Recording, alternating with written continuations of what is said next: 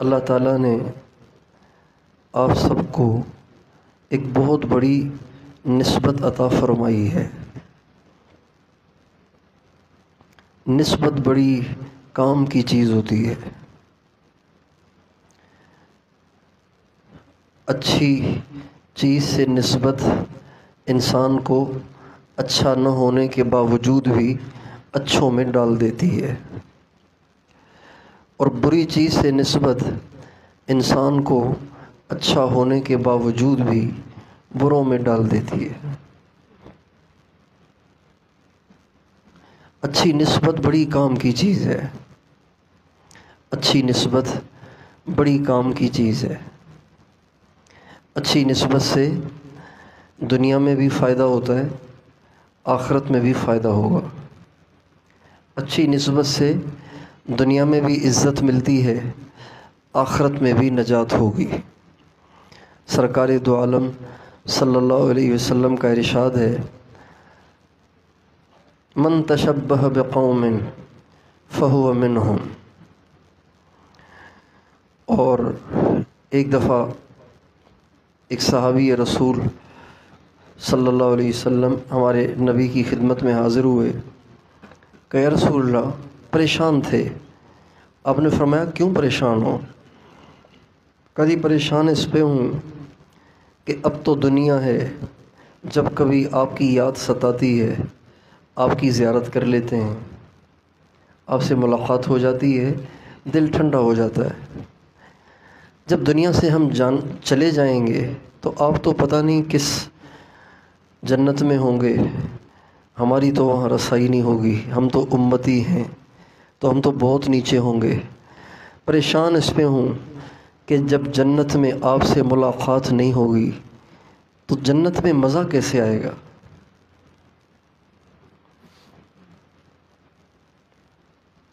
ہمارے نبی خاموش رہے، جبریل آ گئے،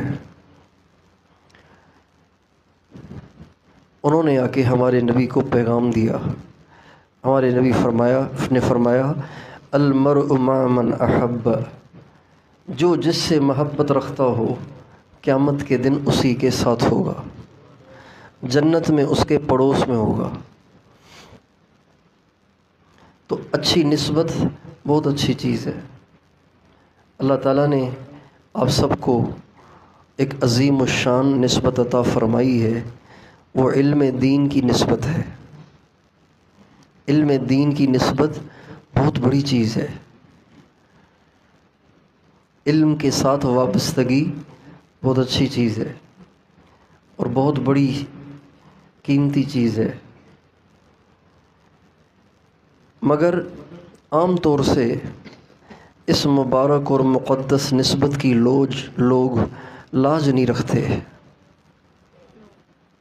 عام طور سے اس مقدس نسبت کی لوگ لاج نہیں رکھتے۔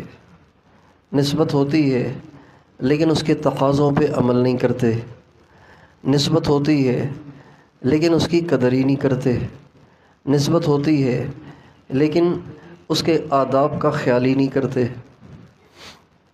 جسے علم دین کی نسبت حاصل ہو، جسے علم دین کی نسبت حاصل ہو، اس کے لیے بنیادی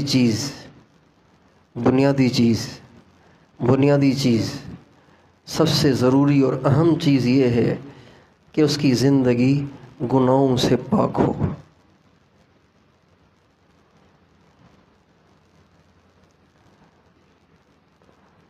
جس علم پہ عمل نہ ہو وہ علم پکڑ کا باعث ہے، اور جس علم پر عمل ہو وہ عزت کا، سرخروئی کا اور نجات کا باعث ہوتا ہے۔ ہمارے نبی کا ارشاد ہے، کل قیامت کے دن حساب شروع ہونے سے پہلے 3 قسم کے لوگوں کو لایا جائے گا، اور بغیر حساب لیے ہی ان کو دوزخ میں ڈال دیا جائے گا۔ ان کے اعمال نامے نہیں کھلیں گے، اور آپ علیہ السلام نے جو الفاظ فرمائے ہیں وہ بڑے خوفناک ہیں۔ ان جہنم لتسعر، جن کے ذریعے سے جہنم کو بھڑکایا جائے گا، وہ 3 شخص ہوں گے، ان میں سے ایک عالم ہوگا۔ اللہ تعالیٰ بلائیں گے اور فرمائیں گے کیا کر کے لائے ہو؟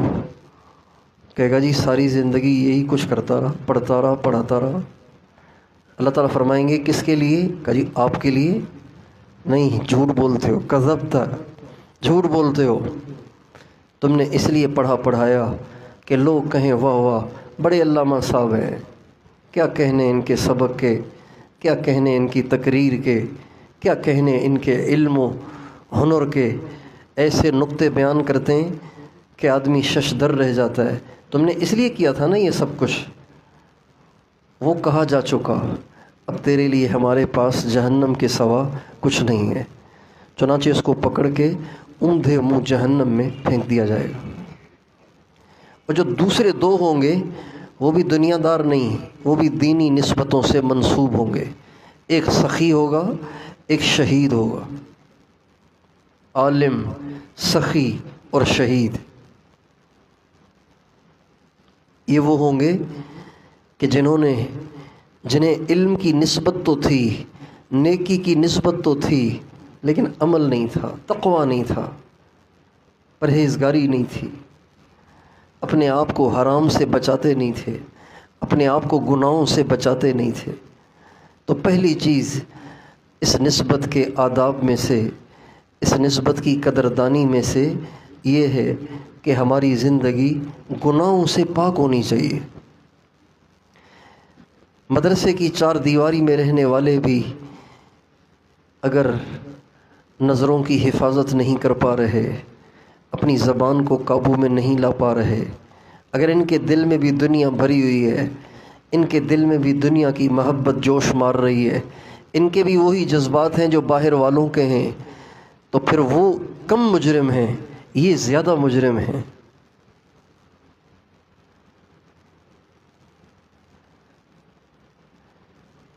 یونیورسٹی میں بد نظری کرنے والا کم مجرم ہے، مدرسے میں رہ کر بد نظری کرنے والا بڑا مجرم ہے، بازاروں میں رہ کر غیبتیں کرنے والا چھوٹا مجرم ہے، مدرسے میں رہ کر غیبت کا عادی، غیبت کرنے والا یہ اس سے بڑا مجرم ہے۔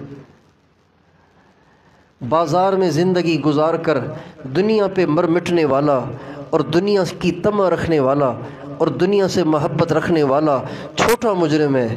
بخاری پڑھتے ہوئے، جلالین پڑھتے ہوئے، مشکات پڑھتے ہوئے، قدوری پڑھتے ہوئے، ترجمہ تفسیر پڑھتے ہوئے دنیا سے محبت کرنے والا، دنیا کو دل میں بسانے والا، دنیا کے جذبات اور خواہشات کو رکھنے والا اس سے بڑا مجرم ہے۔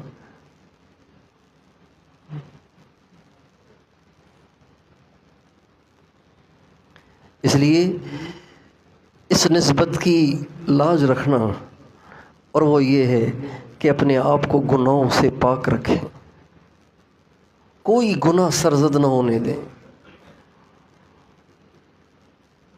اپنے آپ پہ ایسا کنٹرول کریں، اپنے آپ پہ ایسا قابو رکھیں کہ آپ سے کوئی اللہ کی نافرمانی صادر نہ ہو۔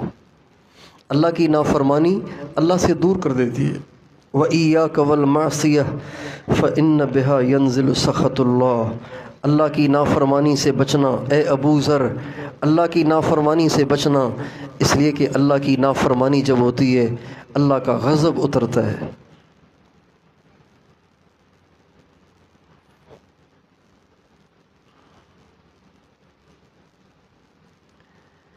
اس لیے مدارس میں پڑھنے والے بچوں میں تقویٰ کا ہونا زیادہ ضروری ہے۔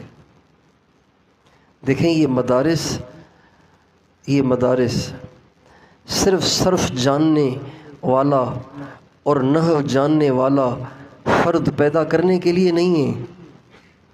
یہ مدارس صرف فرفر گردانے کرنے والے اور عربی کی ترکیبیں جاننے والے اور فقہ کی جزیات کا علم رکھنے والے بنانے کے لیے نہیں بنائے گئے۔ یہ مدارس ایسے رجال کے بنانے کے لیے بنائے گئے ہیں کہ جو علم میں بھی کمال رکھتے ہوں، علم میں بھی رسوخ رکھتے ہوں اور نسبت مع اللہ کے بھی حامل ہوں۔ ان کا اللہ سے تعلق بھی مضبوط ہو، ان کا تقوی بھی کامل ہو، ان کا توکل بھی کامل ہو، وہ دنیا میں کچھ نہ چاہتے ہوں، ان کو دنیا سے سروکار نہ ہو۔ ہمیں دنیا سے کیا مطلب، مدرسہ ہے وطن اپنا، مریں گے ہم کتابوں پر، کفن ہوں گے ورق اپنا، ورق ہوں گے کفن اپنا۔ یہ اس دور کے دیوبند کے طلباء کے اشعار ہیں۔